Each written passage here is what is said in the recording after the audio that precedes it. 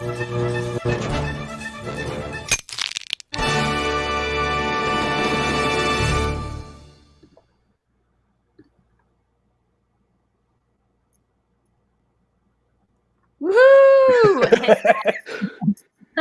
Never know how to start. I'd never know what to do right when the camera starts. Just like I always do jazz hands. It felt like a longer pause there, didn't it? Like it was like Yeah. It did. The end felt like it was a little bit longer. A couple weeks ago, welcome. I did Raise the Roof, and I'm never doing that in my life ever again. Like not until like if I ever have kids, that can only be the next time I do Raise the Roof as like a goofy dad, but I can't do Raise the Roof anymore. Yeah. Super fair. Super fair. Yeah. Well, welcome everyone to Cutting Stems, the after show. Obviously, Rhea is not with us right now. It's the three of us. And you know what? It's time for a drink. I know, Kelly, we were drinking margaritas tonight, but you know me. That's all right. Like, not really a tequila gal. Like, it's just not really my thing. So, Trent, this one's for you. Got my little transfusion. These are the best. They are delicious. So they good. really are. And these cute little really cans. Got my drink ready to go. I'm gonna pour that bad boy in there. Yeah, friend. Oh yeah. That looks so refreshing. Damn it. real grape juice ginger ale. They really are fantastic. It's delicious. It's so good. It is delicious. And that's Owen's Mixers. I didn't even say it out loud. Owen's Mixers. You guys can drink along with us every week, and you can get your Owen's Mixers at Amazon delivered right to your door. So easy, so that when you're watching The Bachelor, you can drink along. You can drink with us while you're watching Cutting Stems. But guys, hometowns, here we are. I'm not going to lie, need this season to end. Just wrap it up. Yeah. I just want the live show. I don't care about anything that's happening because I just feel like everything has changed. Like everything that they have filmed, it does not matter. Like it's just right. I mean, right up to this point. I don't know if anybody noticed just now in that preview for Women Tell All. Even Matt looks different. That fucking beard. Did you see that? Yep. It was like down to here. I like, where has he been held up this whole time? Like, what has he been through? I got to know. Like right now, whatever he's crying about on the TV show clearly doesn't matter anymore. And Matt put out a statement like an hour before the episode, finally addressing what everybody's been talking about for the last couple of weeks. So yeah, it's such a strange season now, these last 3-4 weeks, where we sort of know what happened. We don't know everything that happened, but I think what everybody wants to know now, especially after that statement, is what's happening in real time. Like everything that's already been filmed on the show kind of doesn't matter, although I still like watching it each week and I like tweeting about it. But what's really happening right now in Matt's life and whether or not he's currently in a relationship, I think is the number one question on everyone's mind. I agree. Because we're watching his relationship with these other women, Michelle, Bree, Serena, Rachael. And in our, it's hard to watch it without the lens of like what we know and what we feel like is going to happen and how this has all been handled. And Matt, you're right, Trent, Matt did put out a statement tonight. And, you know, we're a week or so removed from when all of that had happened. So Matt has taken some time to think about it. He put out this statement tonight, and I feel like just from the beginning of it, he said the past few weeks have been some of the most challenging of my life, and while there are several episodes left of the season, it is important that I take the time to address the troubling information that has come to light since we wrapped filming, including the incredibly disappointing photos of Rachael Kirkconnell in the interview between Rachel Lindsay and Chris Harrison. The reality is that I'm learning about these situations in real time, and it has been devastating and heartbreaking, to put it bluntly. Chris's failure to receive and understand the emotional labor that my friend Rachel Lindsay was taking on by graciously and patiently explaining the racist history of the antebellum South, a painful history that every American should understand intimately, was troubling and painful to watch. As Black people and allies immediately knew and understood, it was a clear reflection of a much larger issue that the Bachelor franchise has fallen short on addressing adequately for years. Talked about how this is sparking conversation and you know, how it's made him reevaluate his time as the Bachelor.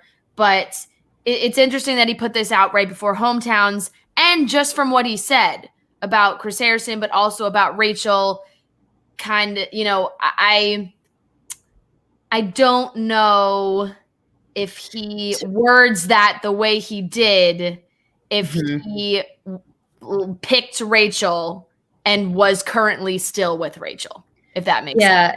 I agree with you. I totally agree with you. And I also feel like it was a statement that he needed to put out. And it was kind of like he said a lot of things without totally saying a whole lot of things, if that makes sense. Like it was very much like I need to say something. I'm not sure really what it is about the timing or why he put it out like that today. That's interesting. But ironically, the way that I feel right now watching this is how I felt when ABC made Rachel Lindsay the Bachelorette when she was still about to go to Hometowns. Trent, I don't know if you're on Nick Vile's season. They announced her as the Bachelorette, and she was still in the final 4, and we had to go. We met her family, and she made it all the way to the final 2, and we watched the last few weeks with Rachael a part of the show, knowing that she wasn't going to win. And it was it took away from the show, I think. Like it made me kind of feel less into it.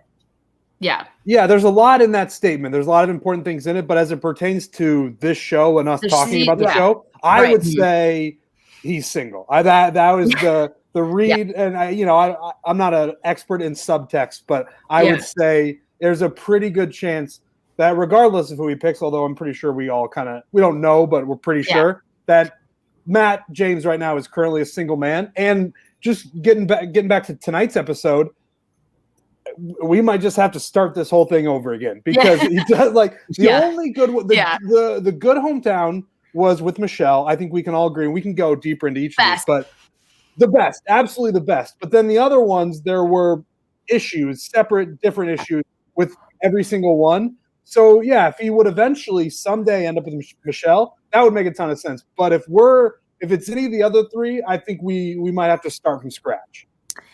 Trent, you tweeted that out. Very accurate. To be honest, Matt deserves a redo. They should give Matt a redo at this point. Like if he wanted to do it, that's totally up to him.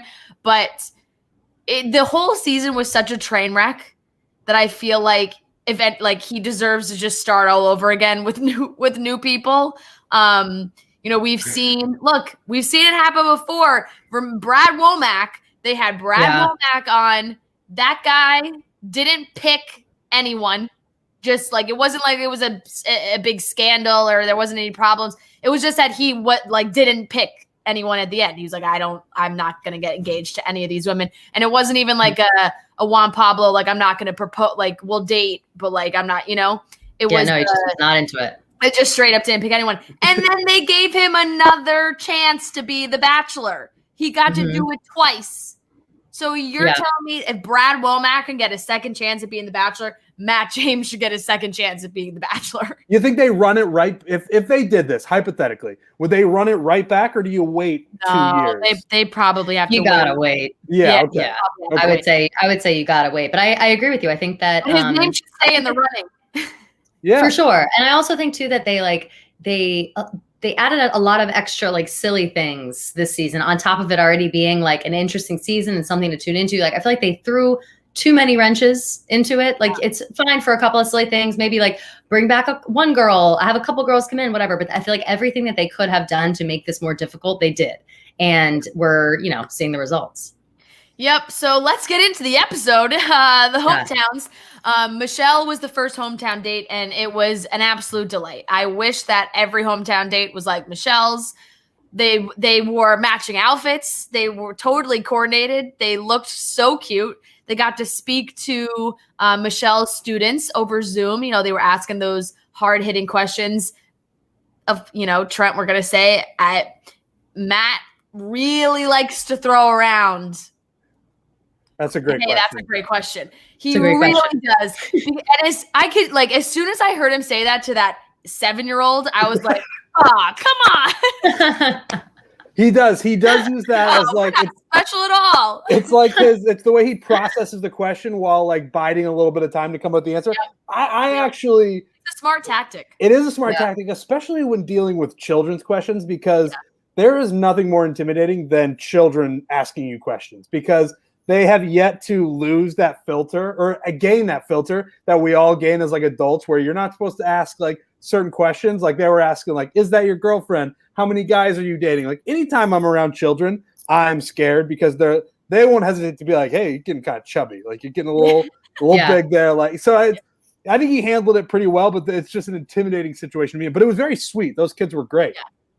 Yeah, I thought too that what's funny about asking kids stuff like that too, and scarier, is they'll ask you whatever, but you have to like be careful what your response is. You can't just like answer as if you're talking to your friends. You have to think, okay, I'm talking to a 7-year-old. What is it that they can understand, and what is like over the line? So I feel bad for him for that. Well, and you know, Matt has the charity work he does, the ABC food tours and everything that he does in the city. So I feel like he's really good with children around that age. Maybe not infant babies. We'll get to that, but he with maybe kids around that age, he felt comfortable. Michelle's parents. Oh, I mean, by far the best parents I think we've ever seen on the show. Just not only from the way they spoke with Matt, but the way they spoke with Michelle, it was just an absolute level of trust in their child that you don't really see on this show. Because I think, you know, sometimes you can see the younger contestants, like Serena P is 22, Rachel's 24, Bree's 24. Like their parents, I think, are a little more hesitant, like, oh, are you sure you're ready for this? Like, but Michelle's parents were like, hey, we trust you. We know you've been through it. What it is, we don't know, because God forbid they could have showed us on the show what had happened. They referred to this traumatic relationship event from 2 years ago that we just don't know about. Yeah. What's that about? Yeah. we just don't know. Questions. Yeah, like just not enough time to hear about that. But her parents, unbelievable. Her dad, I would like him to be on the Calm app. Can we get that? He has such an amazing voice. Yeah, just you know what I think. Oh, go ahead. So I was just to say, you know what I think is different too about Michelle is she's always kind of seemed level-headed. Like even when she came in, she had like a calming presence. Like she came in and like Matt was immediately himself, and she's just kind of been chilling, hanging out. She's not involved in any of the drama. She's got her eyes on the prize, and I feel like I guess that reflects in her real life, not just for the show.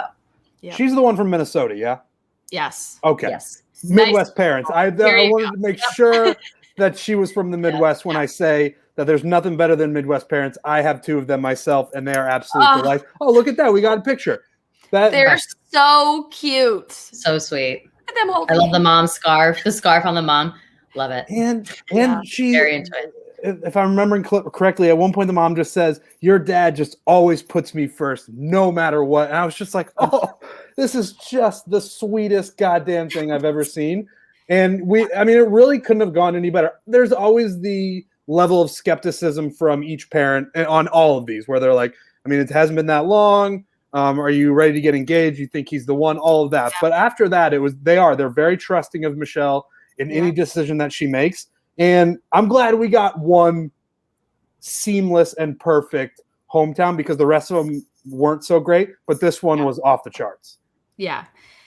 They really flipped totally from Michelle into Rachel's. And Rachel, they went skydiving. And I don't know whose idea that was, who set that up, what producer convinced Rachel that they should go skydiving, but they did it. They got up on that plane. Would you guys skydive? Before we get to what I know we're going to talk about, would you guys skydive? I would skydive, but I feel like I feel like no. I've seen much safer situations than this. Yes. Like this didn't look that safe. Like they just seem to be probably not, like the reason she slammed to the ground, they probably weren't even that high up. They were coming in too fast. Like I don't know what happened there. Normally, yes, I would say I would, but it'd have to be like way more secure than that situation. Nick Viall had a hilarious tweet because it was the child strapped to Rachel's back looked like he was 12 years old. Like the guy who was supposed to be guiding it looked like an absolute child. So a lot of questions. This is the thing. In my real life, normally right now, skydiving, I don't think I could do it. I just don't. I want to be the kind of person who would say like, yes, I would go skydiving, but deep down, I know that I'm not. However, if I got to hometowns on The Bachelor and they said to me like, hey, we're setting up skydiving, like this is it. I just feel like your brain is so warped at that point for being there for so long. You're just like, yeah, I'll jump out of a plane. All right, fine. Let's do it. Like, let's do it. You're honestly right. And I think that isn't so crazy of a date. Like I feel like there have definitely been skydiving situations on here before, but I've never seen them. A lot of bungee jumping. I don't know. Yeah, a lot of bungee jump. Yeah. I don't know. Skydiving? You know, I can't quite remember, but I'm wondering like what's the damage control now that they have to do with this? Like they'll never skydive again, obviously. Like there's no way. But it's just the way they brushed over it. There was no acknowledgement. Zero. Yeah, the way they brushed over it, it's like, well, are we going to acknowledge this or anything? And then she seemed to be fine. And then the only mention of it was later. She was like, I've got a lot of makeup on my face, like as if her face was fucked up. Which, like, to be fair, it did look kind of swollen. Like it looked a little swollen. Like she just didn't look. She didn't seem to like be so into the conversation at the moment. Like she probably got like basically knocked out. Look at that child. Look at that child. That's what the hell. I have so many questions. I have so many questions. The next time we talk to anybody on the inside, that's the first question I'm asking is, why was there a child on Rachel's skydive date? Like that's a child. I don't it really is at all. Unbelievable. Yeah, I mean, he picked up those glasses at the last bar mitzvah he went to. That's what I'm saying. Those sunglasses look like exactly from a bar mitzvah or like a Sweet 16. Yes. I went even younger because he looks 13. Like it's just he's so that's a wild photo. Like I will need to see like his identification. Yes, I would like to see his license and how old you are and how long you've been like a skydiving assistant, because you just smashed this girl's face into the ground. Like her face dragged along the grass. How did not all of her teeth get knocked out? How did her teeth get knocked out? How is she not concussed? How does she not break an arm? Like I don't understand. She's very lucky. Call an ambulance. Like the Bachelor loves calling ambulances. No ambulance. Now, you know, this is a pandemic, so maybe they were probably like, hey, we can't just be using up ambulances that potentially are needed for other people. So they definitely could have to take that into consideration. But with a fall like that, to not have some dramatic like medic moment, I was shocked. They cut right to. I feel like they probably didn't do a dramatic moment because she actually got because all of the other things that happen where it requires an ambulance or whatever, it's always kind of bullshit. This time she like literally almost died. So they probably cut the cameras like, oh fuck, like this is about to be a liability. Like this isn't funny, this isn't content anymore. This is a liability and we got to make sure she's not dead. Yeah, there was one season, if I recall correctly, that there was an ambulance when one of the guys stubbed their toe in the bedroom. It's like, all right, this one seemed more serious. Had they shown the clip of her hitting the ground in last week's preview? Yeah. Because did they show? Okay. Remember last week? Remember last week I said, did you guys see her slam her fucking face in the ground? It looked like Rachel, and I was waiting for it today. You couldn't tell who it was. Rachel. They didn't show who exactly. We had to guess like who it was skydiving. Okay, because I missed that, because when I saw it at the beginning of the show tonight, I was like, man, she hit the ground pretty hard, it seemed there. Yeah. And then they showed it in real time in the real date, and she fucking slammed into the ground. And you're right, they didn't even really acknowledge it. Matt ran over there, she's like, my back hurts, and then they're like, let's meet Rachel's parents. It's pretty wild. Jumped right into meeting Rachel's parents and her sister. And Rachel's parents didn't really seem that into it. Didn't seem down. They weren't like, the way that Rachel's mom was like, no red flags, nothing. No, he doesn't have anything wrong with him. No bad days. Like she just kept digging where it was like, okay, I didn't really feel like the parents were on board with the whole Bachelor idea. And once again, you're watching this hometown with a lens. Like you're watching this hometown differently than you're watching the other hometowns. So Rachel's parents did not really seem that they seemed very hesitant. But Rachel, the one thing about Rachel is she is confident in how she feels about Matt. Like she really, as we see, really likes Matt, and Matt hasn't given the other women as much back as he has Rachel. Like every other woman has kind of been like, I love you, but Rachel, he's like, yeah, me too. I feel like for real. I feel like there must have been a lot of stuff that we didn't see of the two of them kind of coming together, because they do seem to have a really strong relationship seemingly out of nowhere. Like the last time remembering Rachel and Matt really connecting was when she like cried over the fact that he said a prayer at the beginning of The Bachelor. Like that's kind of what I'm remembering. And I don't really remember anything in between. Like I feel like I've been like, my memory's been erased, but now all of a sudden, you know, she's third runner up, basically. They went shopping, Kelly. They went shopping, and then they were the shopping. They went shopping, and then they were in love. Yeah, exactly. Like what? It just doesn't totally make sense to me, but I guess it works for them. Yeah. Bad vibes from the parents. The dad, the mom, not a great performance from her either, but the dad was also like, he was just, he's just not into the Bachelor idea. He's like, he's not a believer in, that something like this, a lifelong commitment can happen over the course of 6 to 8 weeks. So it did not go as smoothly as Michelle's, certainly. Right. And we got to think that there's some editing going into this as well, maybe later in the game, to try and like maybe hide things or showcase things. I think there's been rumors that they were trying to cut Chris Harrison out of more of the episodes. Not clearly not completely, because we still see him, but I think that conversation that Chris had with Matt about Serena at the end of the episode was probably way longer than, I feel like they probably talked about every single girl. And normally we maybe would have seen all of it, but instead, they just cut it to Serena so that they could cut to Matt going to talk to Serena. So there's definitely some editing things to take into consideration. Bree's hometown, I thought was second best. Michelle's was the best. Bree's was second best. Bree and her mom have a very, very cool relationship. She got to see her baby sister. Matt looked a little scared of the baby. He did. He looked horrified by the baby. Fran is being very nice, but as soon as the baby entered the room, he was like, you could see in his mind, he's like, I hope they don't want me to hold that baby, because I'm not going to know what to do. And he did. He's just not. He probably hasn't held many babies. It would seem. So he was very nervous as soon as it started. Yeah, it was a pretty chaotic scene. That whole thing, when Bree said this thing about I don't have a traditional family to bring to you or whatever, I thought that was sweet. The way that Matt was like, oh, I also don't have a traditional family. I'm not so sure that he thought he was about to walk into a newborn baby for sure. I think that he's still cool with it being a non-traditional family, but he's going to need maybe a babysitting lesson or two if he's going to continue on with that. Yeah.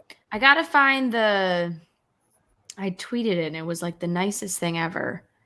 And now I got to find it. What I'm looking for. I do know what you're going to say. But what Bree's mom said. Yeah. Attached to that, I would trust Bree's mom with any advice that she ever gave me. She just seems like her and Bree are so plugged in. They're clearly very, very close. And the quote you're going to read is spectacular, but it just seems like she gives great, not even just motherly advice, but just great advice in general.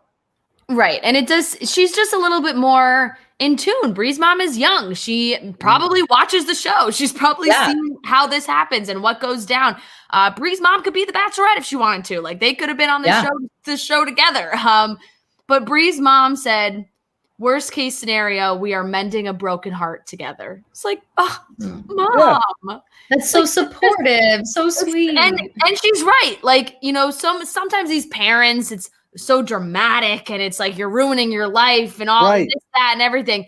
And Bree's mom's look, worst case, we sew you back up and you're good to go. It's just right. Sometimes the show just in general makes you think if you don't win, you don't get the final rose, it's just devastation, which I'm sure for a certain period it is. It is if you don't get it and you are actually in love with the person you're trying to get with, then it probably is devastating. But Bree's mom is just illuminating the fact that it's not going to be great, but we're going to move on and things are going to be fine going forward. That's very mature and very good advice.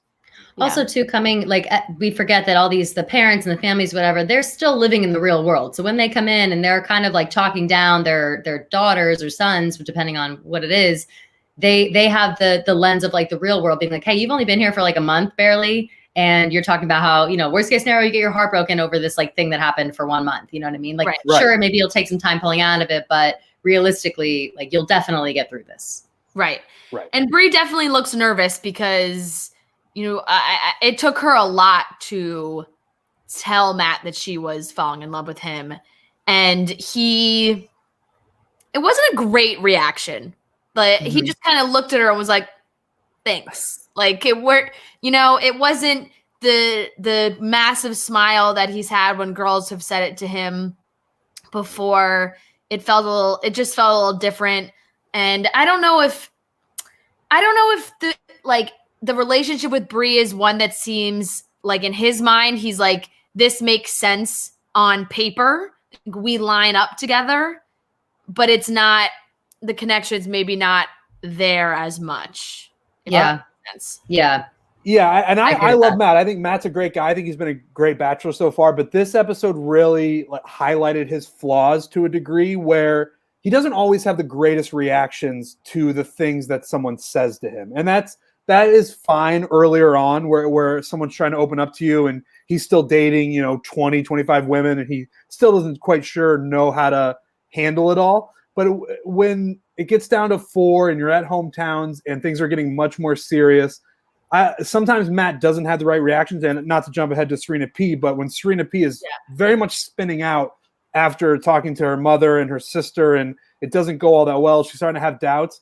And she even says, like, I told Matt what was going on and he was just sort of like, we'll figure it out. Like if there's one flaw that Matt does have, it's not having the right reactions to moments that are maybe more serious than he realizes.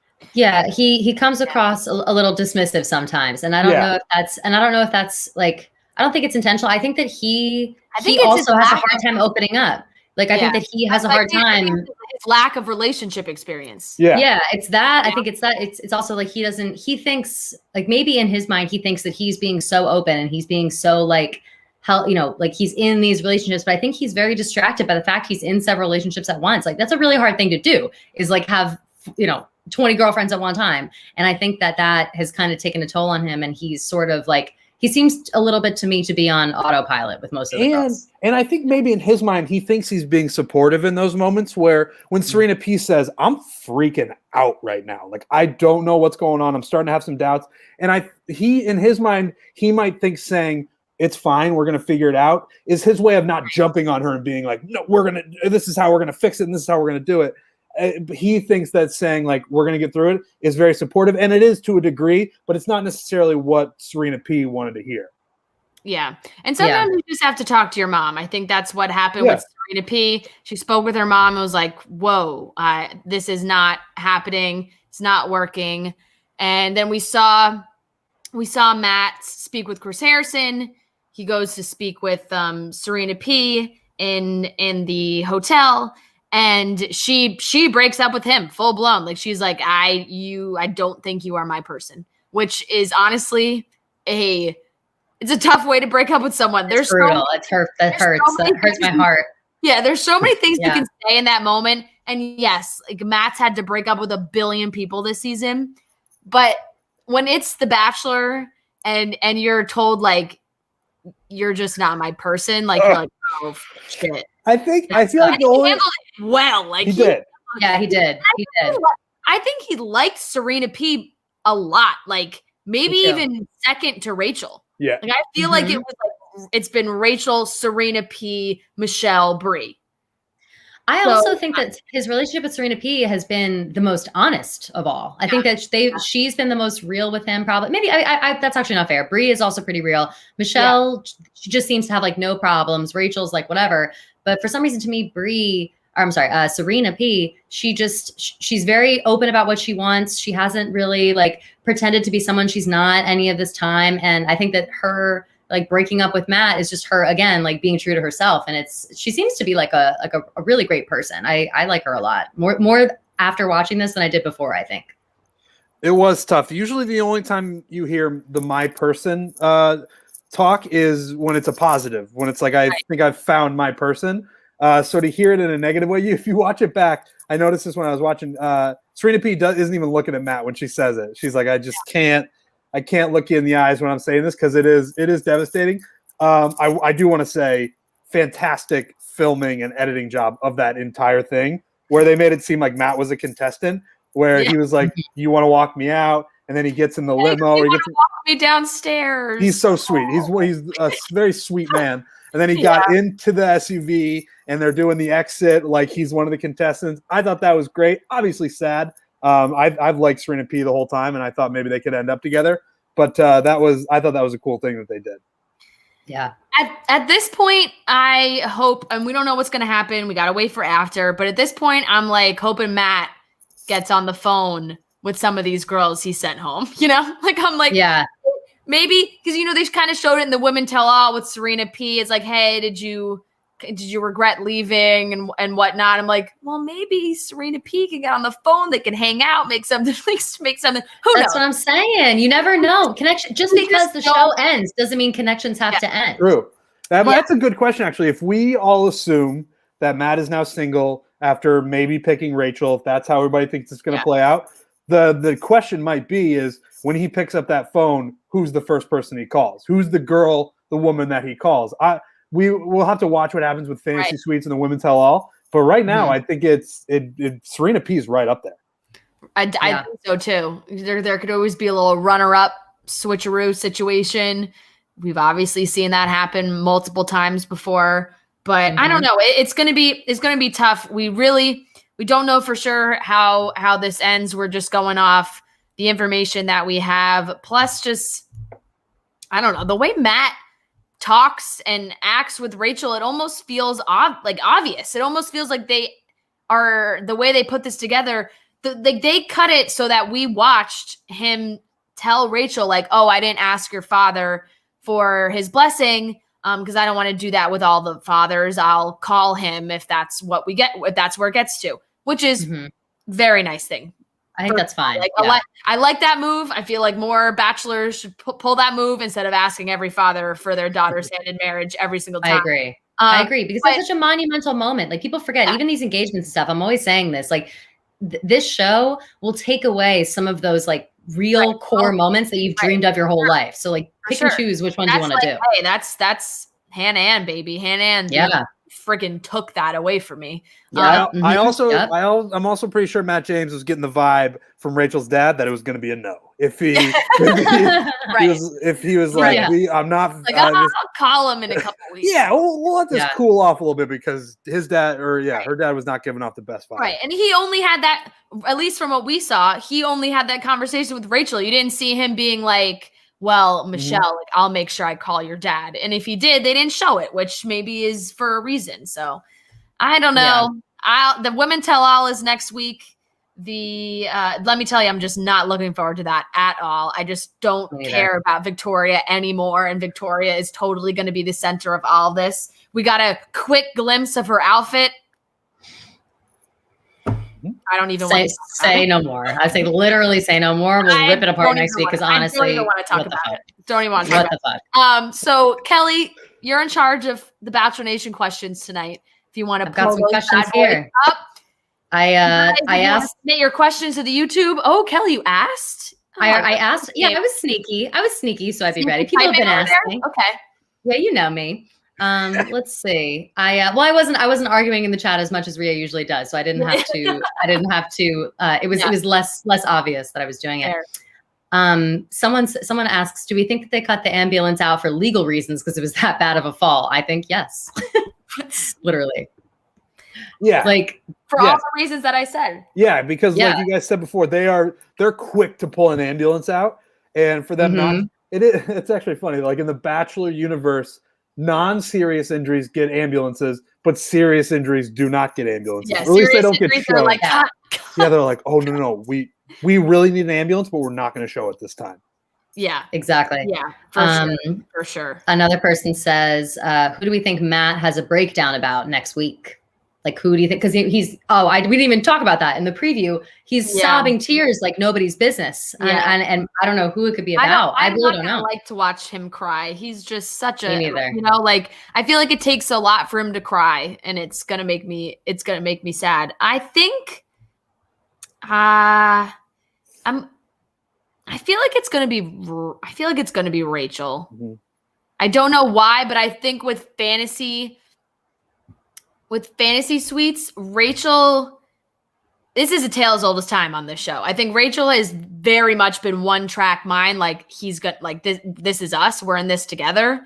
Yeah. And when the ideas of Matt spending nights with other women start to seep in, like that's gonna bother her. Like she's not gonna be like down with that. I feel like that could maybe cause some some tension because we very much see him. Like, he's in bed with Bree. Like, there's definitely some stuff going on. So I don't know. I feel I think potentially the fantasy suite situation might not go over well with Rachael. Yeah, it does always fantasy suites do get a little awkward with some people depending on like how comfortable they feel doing something like that. Like that's where, it's like we're spending this time off camera, but like what happens in the morning and what happens here and there and like reputations are at stake all of a sudden and it starts to get a little sticky. Yeah. Yeah, I think you guys are right. I think it's probably Rachael. I think you just take the one that we think he is the most in love with at this moment, and I think it's probably Rachael. So to be able to pull those kind of tears out of him, I think it's probably going to be Rachael. Right. Yeah. Right. Let's say somebody says, do we think that Victoria will pull a Yosef and make things worse for herself by not taking accountability / apologizing for her actions? I think absolutely. Maybe not. I mean, to be fair, Yosef was like, Victoria is trash. Obviously, Yosef was like actually misogynistic and trash. I don't think that, I mean, Victoria maybe is a trash person, but I don't think of her as bad as him. But I do think that. But Yosef like stuck to how bad of a person he is. Yeah, exactly. Exactly. And when you do that, it's like, okay, like you're a terrible person and that's that. If Victoria tries to like jump ship, it's like, all right, we don't really believe you. But it's hard. And it does kind of seem like, at least from the preview, that maybe she tries to blame some other personal thing. Like the way she talked, she was like, you guys don't know what I was going, it kind of made it seem like she was trying to blame this on her actions on something else that she was dealing with. Yeah, but exactly. For sure going to be in the hot seat, obviously. Yeah. They'll definitely run the highlight reel, or I don't know if you want to call it a highlight reel of Victoria, where everything, and then it'll come back and she'll say like, this is what I was going through. Although when it was all happening, she was very much like, no, this is like kind of who I am and this is me, basically. Like Yosef, they showed him all that and he was like, yep, yeah, that was great. That's exactly what I wanted. Like, so I think Victoria will definitely try to have some excuses. Whether or not we buy them, that's yet to be seen. Yeah. Agreed. We'll do one more. Someone says, one more. Do you think they'll reveal who the Bachelorette is at the Women Tell All? Ooh, that's a good question. Sometimes they do that. I wonder if they will.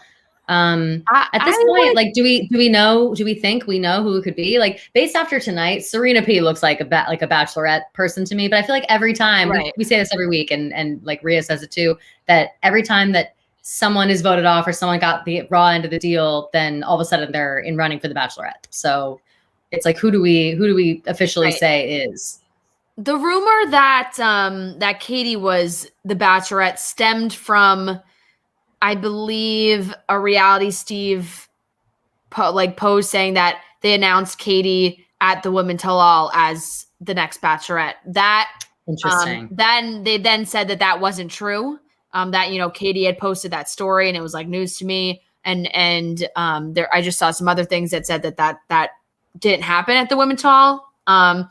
I think, I don't know. I don't think we will, just because they might potentially be looking at the other women that are still on the show, Like, I feel like they might still be looking at Michelle or Bree to potentially be the Bachelorette. And also with the way everything has been going, just feel like maybe they are going to take a little bit more time to think about who they cast and to really, put some thought behind it. So hopefully, they think it through and make the right decision. I don't think that they're going to do it. I don't know. I don't think we're going to get it at the Women Tell All. I don't think so. I'm not sure. I don't think so either. I don't think they know right now. Like I think there's still a decent chance it's Katie. But I would say, I don't think they even know right now. It could be a couple of the girls that are still left. I think the odds on favorite might still be Katie, but it's very much up in the air right now, I would imagine. Definitely. I will say if you're thinking about timing, normally they start, like, this will end mid-March. Normally they start filming The Bachelorette like right after. I would say like end of March, beginning of April. They film for like a month or so, month and a half. And then The Bachelorette will premiere usually around like Memorial Day. So the filming is, if it's the same pattern that they've done in the past, it's pretty soon. So they better like make a decision. But I don't know if we'll know or not. Yeah, definitely. I wonder, do we have any idea? Are they doing Nemacolin? Are they doing? They're probably not going back to La Quinta, but It's got to be probably at least one more like Bachelor bubble season. For sure. I thought that they were potentially looking at somewhere cold, like to have a cold place setting, which would be kind of cool. But I don't know if that came to fruition or not. I think that might have. Yeah, that would be cool. Yeah, I remember seeing some rumors about like a spot, like some resort in Canada or something, having some like mass like closing or booking or something. But then I don't know if with the rules and the way that Canada is right now, I think that maybe fell through. So I don't think they have. I don't think they have a spot. Yeah. Colorado. They go to Colorado. So I would like a winter. I would like a winter season. Yeah. Where did they? Do you guys remember? Yeah, where did they film Winter Games? Do you remember? I actually didn't. Winter Games is the only one I didn't like watch in its entirety, which makes it like kills me. But I don't even know where they filmed it. Bachelor Winter Games had to have been, I want to say, in like Salt Lake, like some, like one of those. Yeah. Bachelor Winter Games location was in oh no, Vermont. Oh, interesting. Oh, that would be a good spot. I guess they have to at the Hermitage Club in Wilmington at the Olympic Village in the small town of Manchester in Vermont. They also filmed scenes there as well. So at a resort in Vermont, they filmed Winter Games. I'm also ashamed to admit that I didn't keep tabs on Winter Games. Is there? Yeah, I would love to. Really missed out. I would. Awesome. Is there a place I can go back and watch those episodes? Because I would absolutely do that. I feel like I always want to feel like I do too, because I know the backstory just from Googling of like Claire and Benoit, but I didn't actually see it in real time, and I feel like a fraud. The fact that I didn't see it in real time. You guys really missed out on some great Claire content. Dean was with Leslie, I think. I mean, Ashley. Guys, Bachelor Winter Games is how Ashley and Jared got married. Like, if Ashley didn't go on that show and start dating Kevin, who's now engaged to Astrid. I would say Astrid, yeah. If Ashley I didn't go on Winter Games and date Kevin, it wouldn't have given Jared the wake-up call that, like, hey, she's dating other guys now. And that's what happened. Like, then Jared came crawling back afterwards and was like, well, I was wrong. We're meant to be. And Ashley and Kevin broke up. And then Kevin went on Paradise and met Astrid. So exactly. Kevin was like weepy, like bawling baby after that too. He was so heartbroken with Ashley I. And then all of a sudden he was like, oh, I guess I'll find solace in Astrid's big old tits. Like, I guess that'll be it. If that's on a streaming service somewhere, or if you have bootleg tapes of it in your basement, send them to me, and then I will give them to Kelly, or vice versa, whichever one. Because I do now, I feel like I need to know all of the origin stories of everything in terms of The Bachelor, so I feel like I need to watch that. Yeah, it is a good origin story. Like I said, I read all about it, but I still feel like I know all the stories, but I didn't see it in real time, so I don't have any emotions about it. Makes me feel like a fraud. Yeah. You guys will have to go back and find that somewhere. Let's cut some stems. Let's give out some roses. Let's cut some stems. Let's wrap it up. Who would like to go first? You guys can fight over it. I'll go first. Oh, you go ahead. Okay, Trent. Yeah, I'm still thinking. Yeah, I'll go first. Trent's clearly got it set, and I think I know. Can I guess what you're cutting? Sure. Yeah. Because I feel like I know what it is. Okay. Yeah. Let me get my rose first. Let me get my rose first, and then we'll, because I think you're. Okay. I get the feeling that you're going to be right. I think you're going to be right. I think so. I think so too. I think so. I think I know as well. This is fun, guys. So I'm going to give my rose, and I talked a little bit when we were talking during the recap, but I really did enjoy the part where they turned Matt into a contestant with Serena P. As crazy and weird as these last couple weeks have been with The Bachelor and The Bachelor universe, there's still parts of this show that just make me so happy. And when they turned Matt into contestant, he gets into the SUV like he's being eliminated, because Serena P, essentially did send herself home or whatever. I really thought that was just a nice little twist that I got a kick out of. It's a small, stupid thing, but I think it's one of the things that makes this show great. So that moment gets my rose. Okay, now Trent, will you be cutting literally cutting the leaves off the trees because the foliage is no longer at Nemacolin. That is correct. That is Nemacolin. That is correct. Yeah. It's over. Ladies and gentlemen, it's over. The foliage is over. Yeah. You know, it comes every year. It's no less heartbreaking every single year.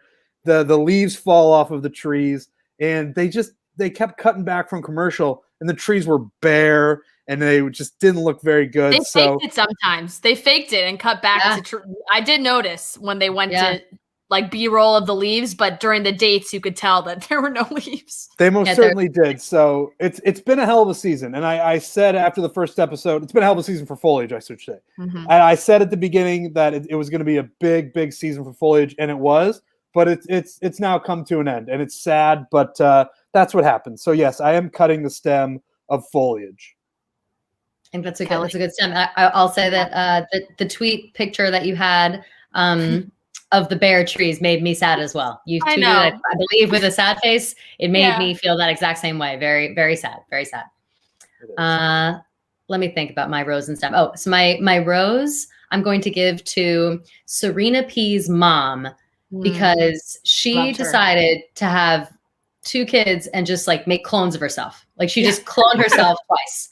And I have never seen like moms and daughters look so alike. All 3 of them identical. And I was like, what is it? Honestly, to be fair, Bree's mom and sister also, they all look exactly the same.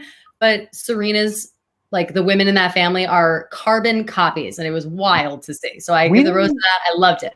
We didn't even talk about Serena P's sister just being like, I just don't see it. I don't see it. And then I don't see it. And Serena was like, oh, fuck, maybe I don't see it anymore. And then as they were leaving, Serena P's sister said, good luck with everything. And it seemed sarcastic. And then she mouthed something else that they maybe cut her mic. But Serena P's sister was not having it. Yeah, it was really funny. But I liked her mom and sister. That was funny. Yeah. The clone thing was crazy. As far as stems, I'm going to cut the stem of Rachael's dad, but only because of the way that he kept like sipping on his cocktail through his tiny cocktail straw.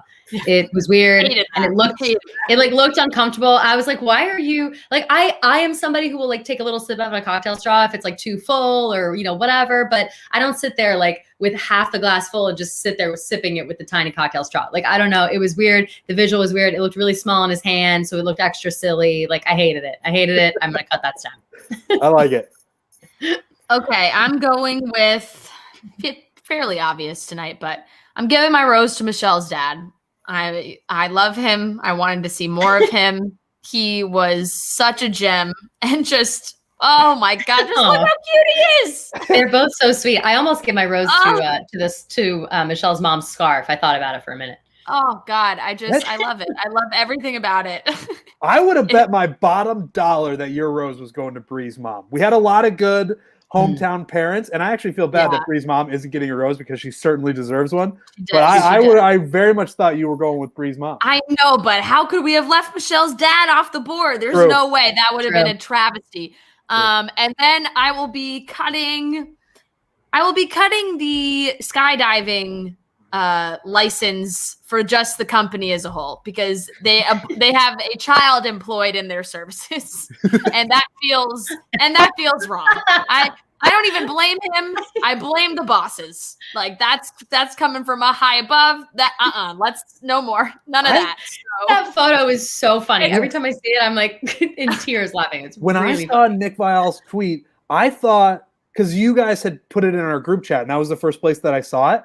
And I thought he had tweeted something from a teen movie or something. When I saw, I legitimately did not think that was from tonight. From the episode.